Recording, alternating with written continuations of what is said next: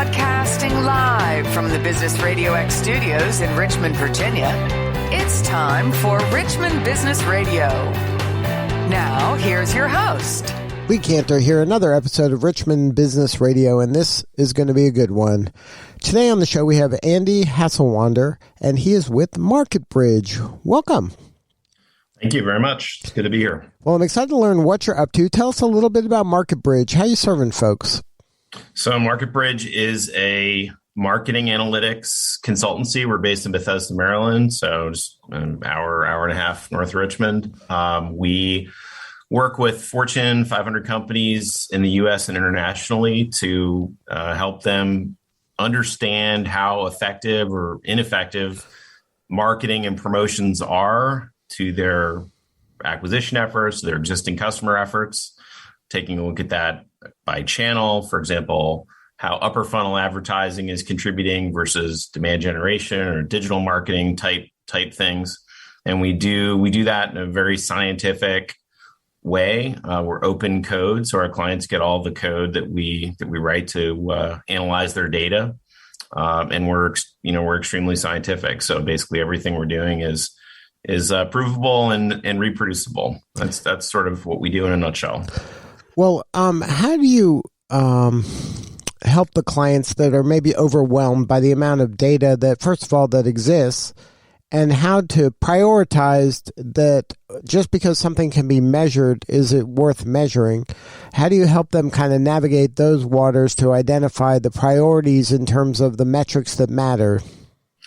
Yeah, well, I think, for the last 20 years, marketers have been, there's certainly been an imperative to measure effectiveness. Marketing, I think before maybe 2000 got a bit of a pass in terms of measurement.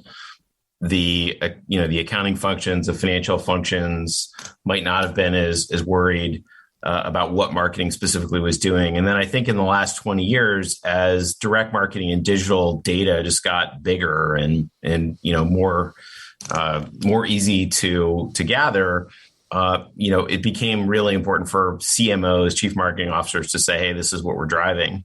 The unintended consequence of that has been for channels that don't have as much data, or for channels that take longer to work, like upper funnel television advertising or now over the top video advertising, those channels might get short shrift because it's just easier to say, hey, we have these, digital channels, these direct channels where I can actually measure a click, and I can say, hey, that click cost me $30 or $40, whereas advertising might not be. So what we try to do is we try to help clients put some of those tougher to measure channels on an equal footing, because they actually do work differently, and it's really important to understand the value that they drive. I think that's one of the most important things that we help with, if that makes any sense. Now, what about kind of the saying that maybe there's some art and science when it comes to these creative arts? And, like just because you want to measure or you can measure something, like you can't, it's difficult to measure creativity or that. Why is that one ad, outperforming this other ad? Can you scientifically tell me the 14 reasons why this ad is a successful ad and an ad that looks similar to me, or it sounds similar, but it is underperforming? So Daniel Kahneman is a very famous economist and psychologist. He wrote a book, Thinking Fast, Thinking Slow. And in that book, he posited that the human brain kind of works in two ways. The first way is it thinks slowly and through rational decisions, which he called system 2 thinking, and then the system 1, the quick decision making, is more primitive. What's interesting about the system 1 thinking that we find, that is the more emotional thinking. That's really what advertising, good creative advertising, does. It's memorable. It activates emotions. It's not necessarily pushing the viewer or the clicker to sort of do math in their head. You're really trying to build an attitude, and that good creative, good upper funnel creative, or creative that's designed to change minds over time, does a really good job on that system one mechanism. And, aspects of that, I mean, there's all kinds of ways advertising can be effective. I mean, it can be memorable. Memorability is really important. This is why, for years and years and years, jingles have been so important. Visual cues are really important. Mnemonics are really important. The reason celebrities or, spokes animals, like you're seeing a lot of in property and casualty insurance, whether those be geckos or emus or whatever, those sort of create those memorable pieces. So yeah, there's ways to sort of scientifically understand how that mechanism's working, but you're never going to be able to, take away, just sort of scientifically create perfect advertising. There's always going to be the role for creatives. And what you can do is you can certainly say, some of these upper funnel ads are more memorable. They do a better job activating the system one side. And we can see that mechanism work against measured attitudes over the course of months or years. And you see brands that understand this do it very effectively. Consumer packaged good companies like CocaCola, I've been doing this for decades. I think property and casualty insurance companies that I mentioned earlier have figured this out now for a couple decades. Retail banks, I think, are doing a good job, and you're seeing those scientific pieces, I think, come through in some of the creative that you see upper funnel. So. But does that?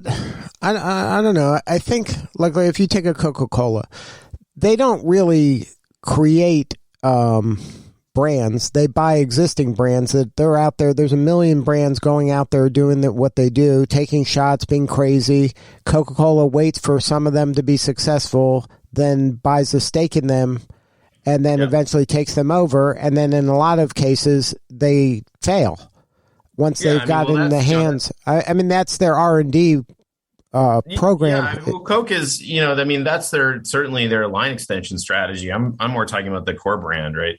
Which is the brands that are successful, and how you make sure that, when you walk into when a consumer walks into a grocery store, a consumer walks into a convenience store, that they don't think about it, right? They just choose. And that is a huge piece of what they're doing. And so when they're running their media mix modeling, they're very intentional on making sure that their share of voice and their core attitudes are doing what they need to do to drive all the way down to retail. I think for the line extension piece, you're right. I mean, they're definitely buying brands, and not all those brands are going to succeed. And they're only going to invest marketing against those brands where they think they have a decent shot of getting shelf space and of activating the shopper marketing side. But are they succeeding because of their marketing, or are they succeeding because of their distribution?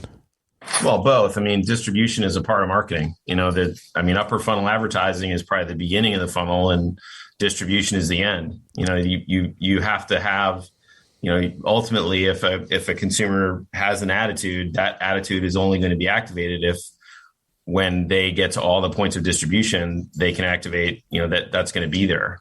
So, I mean, if you had to say to Coke, what's more important, shopper marketing, distribution, or advertising, they would just say both, because they're both absolutely critical. But one sort of top of funnel and the other's bottom of funnel. But the key is understanding how those are, valued ultimately. Now, but can any of those things that these mega enterprises can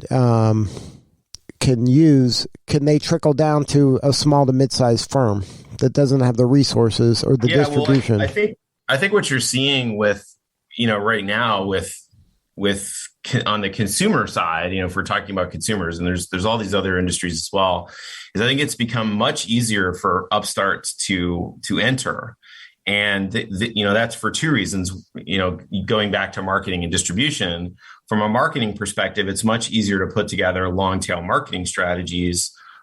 I think Instagram and a lot of digital media, a lot of digital video has made that far more, easy to do. And actually has made it actually more difficult for large firms to compete, because you can no longer just buy huge pieces of viewership on broadcast. You have to actually play a little bit of small ball, which can be hard for larger firms.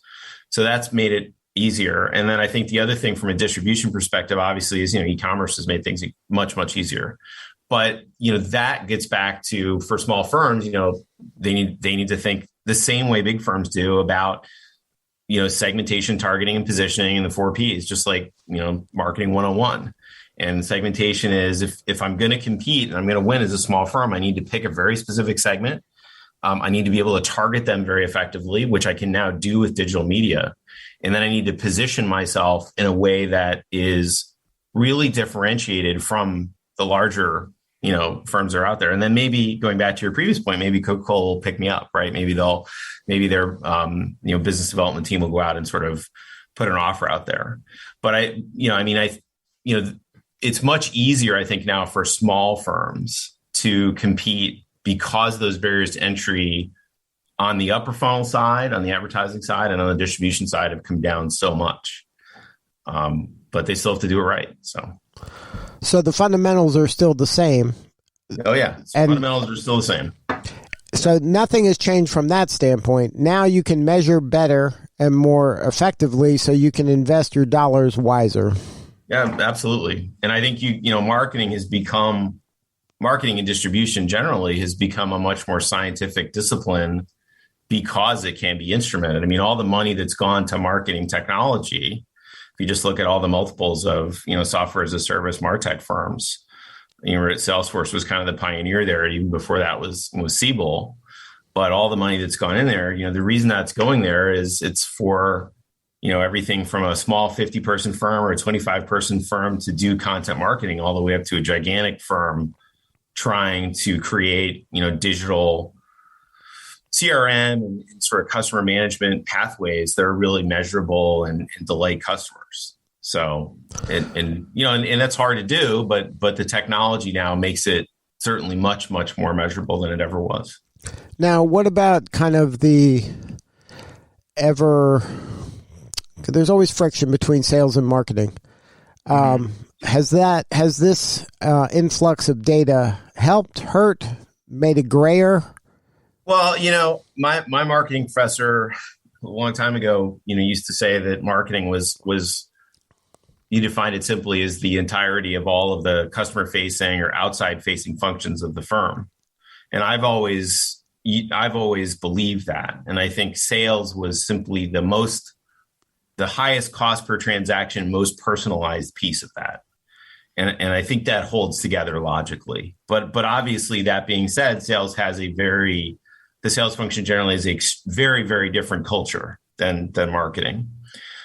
In-person selling is, and COVID accelerated this with digital transformation, is becoming harder. And what you're seeing, we used to actually say telesales was different or inside sales was different than field sales. Now it's really not. I mean, most, if you look, for example, at Medicare, Medicare selling, Medicare Advantage, most of these agents now, or a lot of these agents are selling digitally over the phone, whereas, even 3 years ago, they would have been across the kitchen table. So it's, in a way, it's made selling, more digital, more measurable, more data driven. I think sales is always going to be the toughest thing to measure because it ultimately depends on an individual keying in an activity or an individual keying in a disposition. And that's hard to do. I mean, this is, if you talk to anyone who has Salesforce, Salesforce.com, and they say, what's the biggest challenge? The challenge is data cleanliness. And it's just getting people, for example, to pick the right thing out of a pick list or enter the date a call happened. I don't know if that's going to get better. Honestly, I think it might. But that's been a tough one for a long time.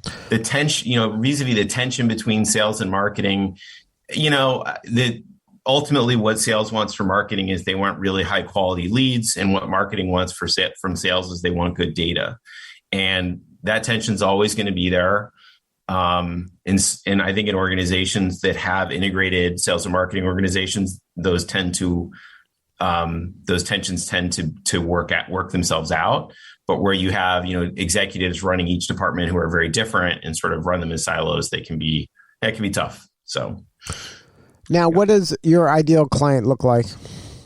Well, for MarketBridge, we as I mentioned, we're primarily focused on Fortune 500 space. We typically put together, we work over multiple years with clients, building out data science and data infrastructures with them and delivering long run solutions. Eventually, our goal is to leave, right? Our goal is to teach clients how to build these systems and operate these systems, so we don't have to be there anymore. I would say our ideal client inside of that kind of company is a company who wants to take a scientific approach towards sales and marketing, who wants to have a reproducible data stack and a reproducible technology stack. In other words, one that we know exactly why things happen, and one that wants to have their data science team and their data engineering team, bring these things in house. We're not a software reseller, so we work with all the MarTech stack, but we sort of intentionally don't choose one or the other, or partner with one or the other. We're very agnostic in that respect. So I think we can fit into, whether somebody has an Adobe stack or a Salesforce stack or Oracle or whatever, we can fit in.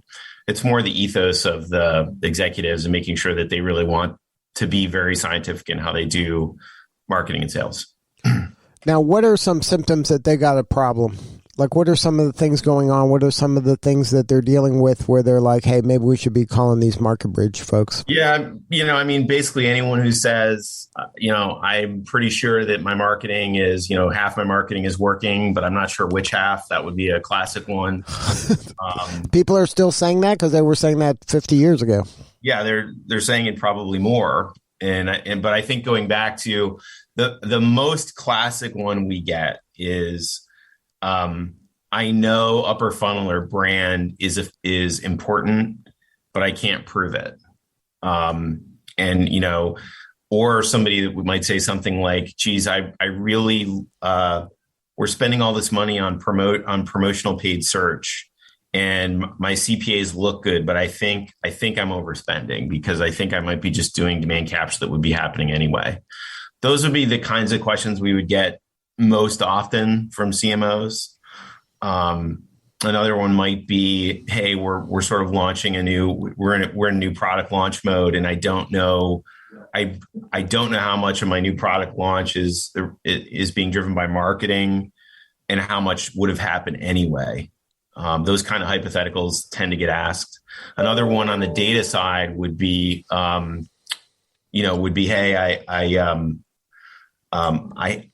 I don't really have a good sense of my marketing P&L. So really what, P&L being what I'm getting and what I'm spending for it. I don't have a good data stack getting from my source data systems up to that sort of almost accounting or financial reporting view of marketing's effectiveness. Those would be some of the things. Can you share a story? Don't name the name of the client, but maybe the problem that they were having that you came in and were able to take their business to a new level, maybe get a result that maybe they didn't even dream possible? Yeah, sure. So, one that's fairly recent, I'd say, is we had a client who, had a good business. The business was from a market share perspective, stagnant or declining. Direct response marketing looked effective. In other words, the cost per acquisition was lower than the customer lifetime value, and yet they were declining. And they had a strong, slowly, but still, they had a strong hypothesis that that they weren't spending enough upper funnel and that they were losing mind share. And what we were able to do for them is we were able to build a two-stage model where we proved that advertising was driving affinity and comprehension and awareness of the product, sort of those system one attitudes I mentioned earlier. We showed mathematically what that relationship looked like. And then secondly, we showed that those attitudes, those core attitudes, were over the course of months and even a year plus, were driving customer acquisition at rates that they were basically refilling the top of the funnel. And we were able to instrument all that, put that together, and then they were able to change their advertising strategy and sort of turn that decline around.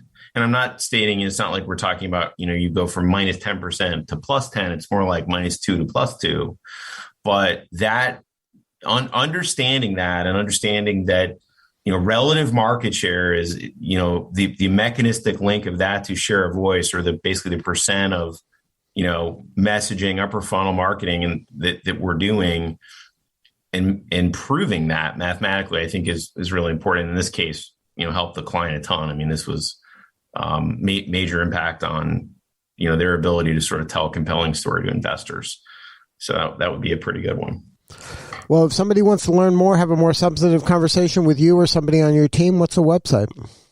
Yeah, it's www.market-bridge.com. We have a dash in the middle. Apologize for that. That's just somebody sat on the URL when we bought it, but www.marketbridge.com and hit contact us, and we'd be happy to reach out and have a conversation. Well, Andy, thank you so much for sharing your story today. You're doing important work, and we appreciate you. Thanks, Lee. Appreciate it. All right, this is Lee Cantor. We'll see you all next time on Richmond Business Radio.